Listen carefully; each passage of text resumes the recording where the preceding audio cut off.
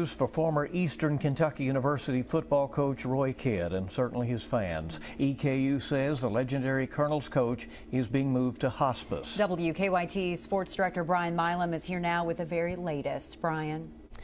Roy Kidd is 91 years old and he has had a Hall of Fame life. EKU saying today Coach Kidd was at the UK Medical Center and the plan is for him to return home with hospice care. Coach Kidd's last public appearance was August 12th, surrounded by former players, coaches, and the current Colonels. In front of this statue, despite his physical struggles, Coach Kidd raised that right arm when listening to Cabin on the Hill.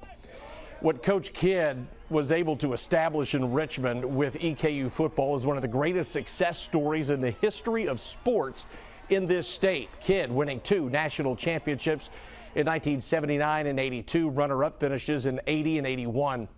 Kidd retired in 2002 with 314 victories. The Corbin native and son of a freight train engineer was Eastern's football coach from 1964 to 2002. And when he stepped aside after 39 years, Coach Kidd had the national titles, 16 OVC championships, and 314 victories, which was third most among active coaches at that time.